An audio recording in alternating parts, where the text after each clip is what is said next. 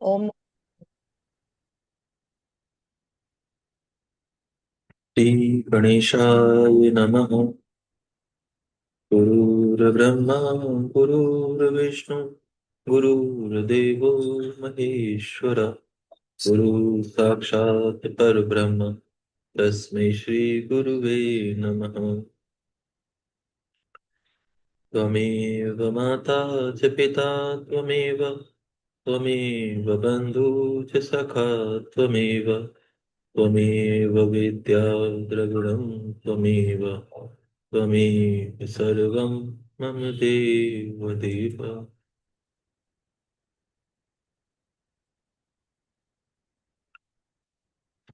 यहाँ से 20वां अध्याय प्रारंभ होता है। इस अध्याय में शिव जी का हनुमान जी के रूप में अवतार तथा उनके चरित्र का वर्णन किया गया है। श्री नंदीश्वर बोले, हे मुनि, अब इसके पश्चात शिव जी ने जिस प्रकार हनुमान जी के रूप में अवतार लेकर मनोहर लीलाएं की, उस हनुमत चरित्र को प्रेम पूर्वक सुनिए। उन परमेश्वर ने प्रेम पूर्वक हनुमद रूप से श्री राम का परम हित किया। हे विप्र, सर्व सुखकारी उस संपूर्ण चरित्र का श्रवण कीजिए। एक बार अत्यंत अद्भुत लीला करने वाले तथा सर्वगुण संपन्न उन भगवान शिव ने विष्णु जी के मोहिनी रूप को देखा। उस मोहिनी रूप को देखते ही काम बाण से आहत की भांति भगवान शंभु ने अपने को विशुद्ध कर दिया और उन ईश्वर ने श्री राम के कार्य के लिए अपने तेज का उत्सर्ग कर दिया। शिव जी के मन की प्रेरणा से प्रेरित हुए सप्त ऋषियों ने उनके तेज को राम कार्य के लिए आदर पूर्वक पत्ते पर स्थापित कर दिया। तत्पश्चात उन महर्षियों ने शंभु के उस तेज को श्री राम के कार्य के लिए गौतम जी की कन्या अंजनी जी के कान में अंजनी जी में कान के माध्यम से स्थापित कर दिया। समय आने पर वह शंभु तेज महान बल तथा पराक्रम वाला और बानर शरीर वाला होकर हनुमान जी के नाम से प्रकट हुआ। वे महाबलवान कपीश्वर हनुमान जब शिशु थे, उसी समय प्रातःकाल उदय होते हुए सूर्य बिंब को छोटा फल जानकर निकल गए। तब देवताओं की प्रार्थना से उन्होंने सूर्यदेव को उगल दिया। उन्हें महाबली शिवावतार जानकर देवताओं तथा ऋषियों के द्वारा प्रदत्त वरों को उन्होंने प्राप्त किया। तत्पश्चात अत्यंत प्रसन्न हनुमान जी अपनी माता के निकट गए और आदर पूर्वक उनसे यह वृतांत कह सुनाया। इसके बाद माता की आज्ञा से नित्य प्रति सूर्यदेव के पास जाकर धैर्यशाली हनुमान जी ने बिना यत्न के ही उनसे सारी विद्याएं पढ़ ली।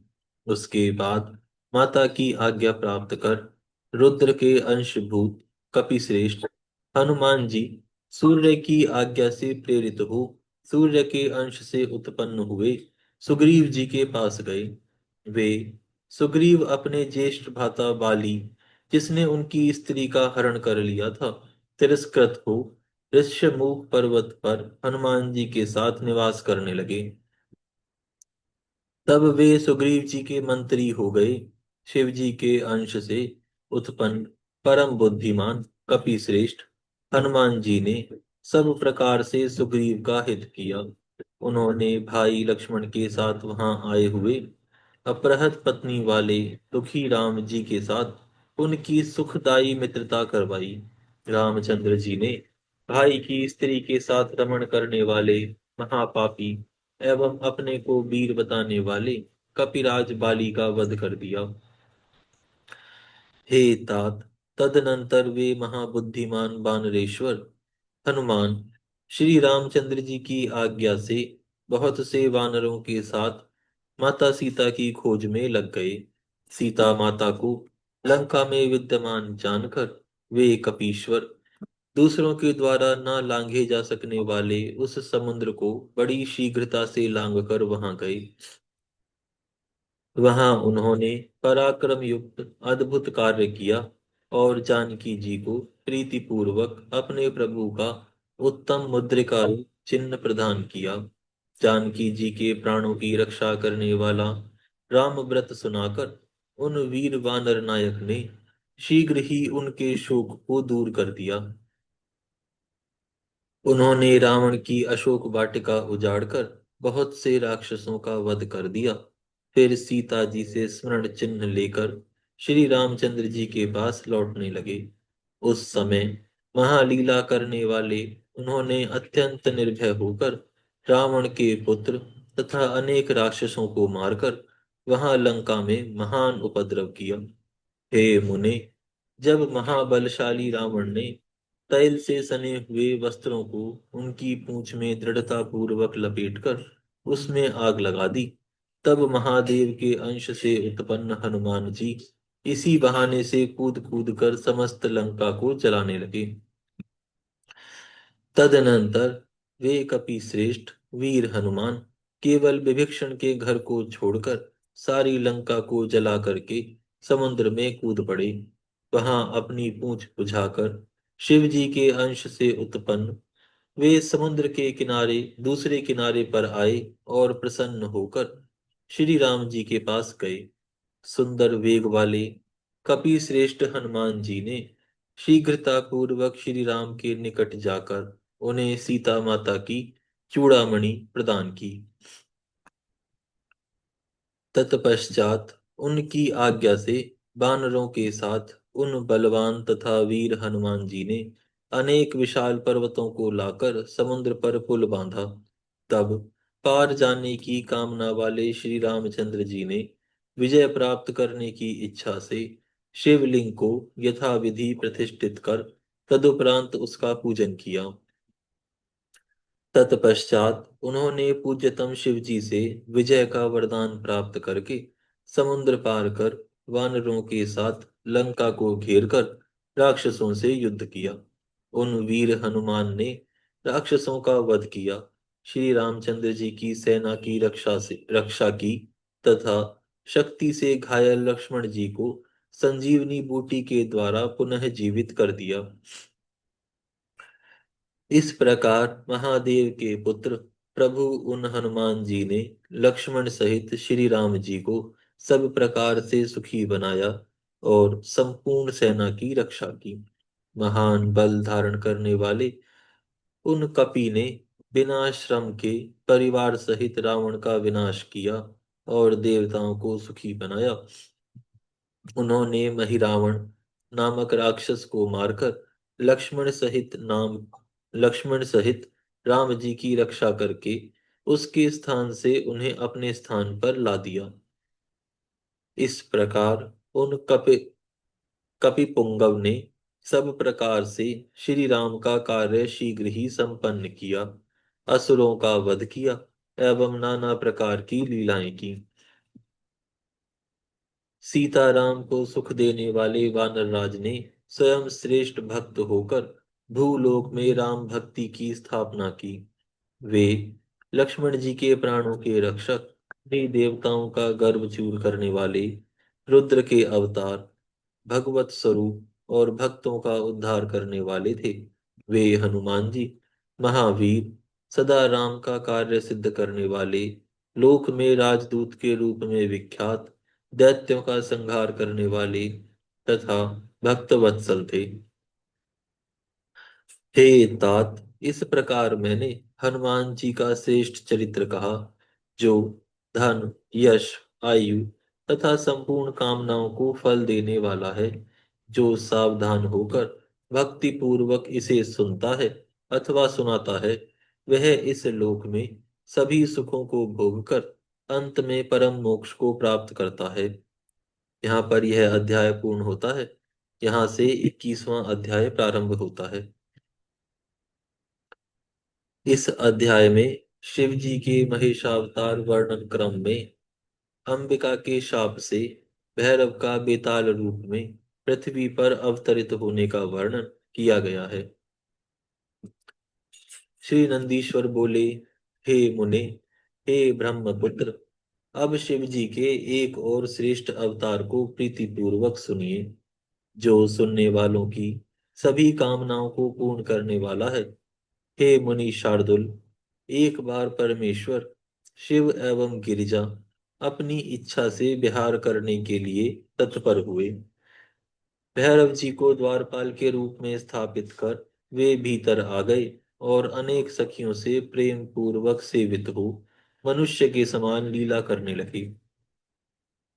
हे मुने, इस प्रकार वहां बहुत काल तक विहार कर अनेक प्रकार की लीला करने वाले तथा स्वतंत्र वे दोनों ही परमेश्वर परम प्रसन्न हुए। तदनंतर परम स्वतंत्र के सॉरी तदनंतर परम स्वतंत्र वे शिवा लीलावशात उन्मत्त वेश में शिव जी की आज्ञा से द्वार पर आईं। तब उन देवी की साधारण नारी की दृष्टि से तब उन देवी को साधारण नारी की दृष्टि से देखकर उनके उस उन्मत्त रूप में भ्रमित हुए भैरव ने उन्हें बाहर जाने से रोका। हे मुने, जब भैरव जी ने देवी को एक सामान्य नारी की दृष्टि से देखा, तब वे देवी शिवा क्रोधित हो गईं और उन अंबिका ने उन्हें शाप दे दिया। शिवा बोली, हे पुरुषाधम, हे भैरव, आप मुझे सामान्य स्त्री की दृष्टि से देख रहे हो, इसीलिए पृथ्वी पर मनुष्य रूप धारण करो। नंदीश्वर बोले, हे मुने, इस प्रकार जब देवी पार्वती ने भैरव जी को शाप दे दिया, तब महान हाहाकार मच गया। पार्वती जी की इस लीला से भैरव अत्यंत दुखी हुए। हे मुनीश्वर, इसके बाद अनेक विध अनुनय विनय में प्रवीण श्री शिव जी ने शीघ्रता से वहां आकर भैरव जी को आश्वस्त किया। हे मुने, तब उस शाप से एवं शिव जी की इच्छा से वे भैरव पृथ्वी पर मनुष्य रूप में बेताल नाम से उत्पन्न हुए।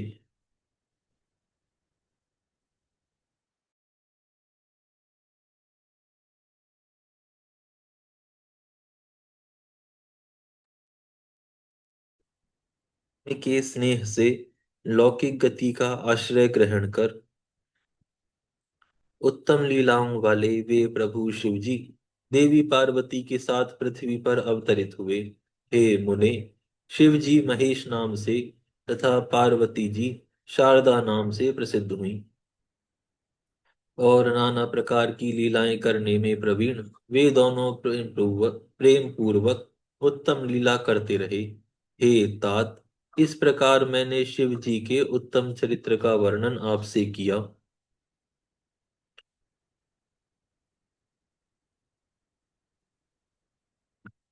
जो धन, यश, आयु तथा सभी कामनाओं का फल प्रदान करने वाला है। जो मनुष्य सावधान चित्त होकर भक्ति पूर्वक इसे सुनता है अथवा सुनाता है, वह इस लोक में संपूर्ण भोगों को भोग कर अंत में मुक्ति को प्राप्त कर लेता है। यहाँ पर यह अध्याय पूर्ण होता है।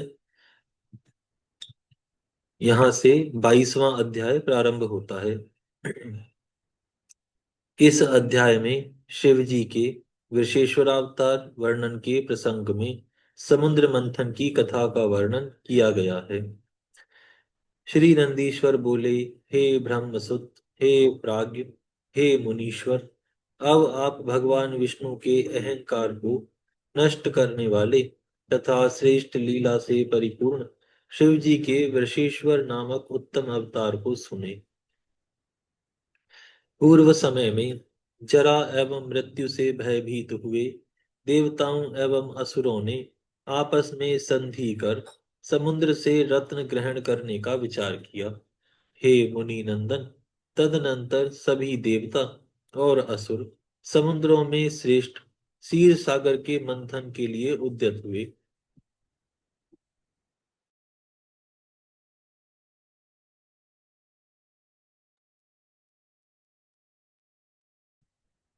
हे ब्राह्मण, मधुर मुस्कान वाले सभी देवता तथा असुर अपनी कार्य सिद्धि के लिए विचार करने लगे कि किस उपाय से उस क्षीर सागर का मंथन किया जाए। तब मेघ के समान गंभीर ध्वनि से युक्त आकाशवाणी शिव जी की आज्ञा से देवताओं तथा असुरों को आश्वस्त करती हुई कहने लगी। आकाशवाणी बोली, हे देवगणों, हे असुरों, आप लोग क्षीर सागर का मंथन कीजिए। इस कार्य के लिए आप लोगों को बल और बुद्धि की प्राप्ति होगी, इसमें संदेह नहीं है।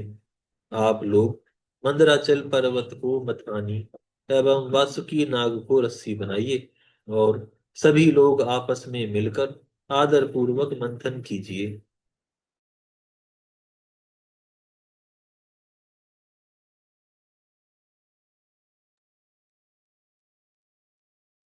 श्री नंदीश्वर बोले, हे मुनि सत्तम, तब इस प्रकार की आकाशवाणी सुनकर सभी देवता तथा असुर ऐसा करने के लिए प्रयत्न करने लगे। वे सब आपस में मिलकर सोने के समान कांति वाले त्रिजुकाय तथा नाना प्रकार की शोभा से संपन्न पर्वत श्रेष्ठ मंदराचल के समीप गए। उस गिरीश्वर को प्रसन्न करके तथा उसकी आज्ञा प्राप्त कर उन्हें क्षीर सागर में ले जाने की इच्छा वाले देवताओं तथा असुरों ने बलपूर्वक उन्हें उखाड़ लिया। हे मुने, अपनी भुजाओं से मंदराचल को उखाड़कर वे सब क्षीर सागर के पास जाने लगे, किंतु क्षीण बल वाले वे उसे ले जाने में असमर्थ हो गए। अत्यंत भारी वह मंदराचल अकस्मात उनकी भुजाओं से छूटकर शीघ्र ही देवताओं और दैत्यों के ऊपर गिर पड़े। तब भग्न उद्यम वाले देवताओं तथा असुर आहत हो गए। फिर कुछ समय बाद चेतना प्राप्त कर जगदीश्वर की स्तुति करने लगे। इसके बाद जगदीश्वर की इच्छा से उद्यत हुए उन सभी ने उन पर्वत को पुनः उठाकर क्षीर सागर के उत्तरी तट पर ले जाकर जल में डाल दिया। तदनंतर रत्न प्राप्त करने की इच्छा वाले देवता तथा असुर वासुकी नाग की रस्सी बनाकर क्षीर सागर का मंथन करने लगे। क्षीर सागर का मंथन किए जाने पर स्वर्गलोक की महेश्वरी भृगुपुत्री हरिप्रिया महालक्ष्मी समुद्र से प्रकट हुई। उसके बाद धन्वंतरी, चंद्रमा, पारिजात, कल्प वृक्ष, उच्चश्रवा घोड़ा, ऐरावत हाथी, सुरा, विष्णु जी का शारंग धनुष, शंख, कामधेनु, गोवृंद, कौस्तुभमणि तथा अमृत उत्पन्न हुए। पुनः मथे जाने पर प्रलयकालीन अग्नि के समान कांति वाला और देवताओं तथा असुरों को भय उत्पन्न करने वाला कालकूट नामक महाविष उत्पन्न हुआ। अमृत उत्पन्न होने के समय उसकी जो बूंदें बाहर झलक पड़ी, उनसे अद्भुत दर्शन वाली बहुत सी स्त्रियां प्रकट हुईं। वे शरतकालीन पूर्ण चंद्रमा के समान मुख वाली, बिजली, सूर्य तथा अग्नि के समान प्रभाव वाली और हार, बाजूबंद, कटक तथा दिव्य रत्नों से अलंकृत थीं। वे अपने सौंदर्य रूपी अमृत जल से दसों दिशाओं को सींच रही थीं और अपने भ्रूविलास के कारण विस्तीर्ण नेत्रों वाली वे संसार को उन्मत्त कर रही थीं। इस समय उन अमृत की बूंदों से स्वेच्छा करोड़ों स्त्रियां निकलीं। तदनंतर जरा और मृत्यु को दूर करने वाला अमृत उत्पन्न हुआ। लक्ष्मी, शंख, कौस्तुभ मणि एवं खड़ग को श्री विष्णु ने ग्रहण किया। सूर्यदेव ने बड़े आदर के साथ दिव्य उच्च श्रवा नाम का घोड़ा ले लिया। देवताओं के स्वामी शचीपति इंद्र ने अत्यंत आदर पूर्वक वृक्षों में श्रेष्ठ पारिजात एवं हाथियों के राजा ऐरावत को ग्रहण किया। भक्त वत्सल तथा कल्याणकारी शिव जी ने देवताओं की रक्षा के लिए कंठ में महाभयंकर कालकूट विष को तथा चंद्रमा को मस्तक पर स्वेच्छा से धारण किया। ईश्वर की माया से मोहित हुए दैत्यों ने आनंद प्रदान करने वाली मदिरा ग्रहण की। फिर हे व्यास जी, सभी मनुष्यों ने धनवंतरी वैद्य को ग्रहण किया। सभी मुनि गणों ने कामधेनु को ग्रहण किया और मोहित करने वाली वे स्त्रियां सामान्य रूप से स्थित रहीं। विजय की अभिलाषा वाले तथा व्याकुल चित्त वाले देवताओं एवं राक्षसों में अमृत के लिए परस्पर महान युद्ध हुआ। हे व्यास जी, प्रलयकालीन अग्नि तथा सूर्य के समान महान तेजस्वी बलि आदि दैत्यों ने बलपूर्वक देवगणों को जीतकर उनसे अमृत छीन लिया। हे तात, तदनंतर भगवान शिव की माया से दैत्यों के द्वारा बलपूर्वक पीड़ित किए गए इंद्र आदि सभी देवता व्याकुल होकर शिव जी की शरण में आए। हे मुने, तब शिव जी की आज्ञा से विष्णु जी ने माया से स्त्री रूप धारण कर बड़े यत्न से दैत्यों से उस अमृत को छीन लिया। तत्पश्चात मायावियों में श्रेष्ठ मोहिनी स्त्री रूपधारी भगवान विष्णु ने समस्त दैत्यों को मोहित कर वह अमृत देवगणों को पिला दिया। तब उस मोहिनी रूप वाली स्त्री के पास जाकर उन श्रेष्ठ दैत्यों ने कहा, इस सुधा को हम सभी दैत्यों को भी पिलाओ, जिससे किसी प्रकार का पंक्ति भेद ना हो। ऐसा कहकर शिव माया से मोहित हुए उन सभी दैत्यों एवं दानवों ने कपट रूपधारी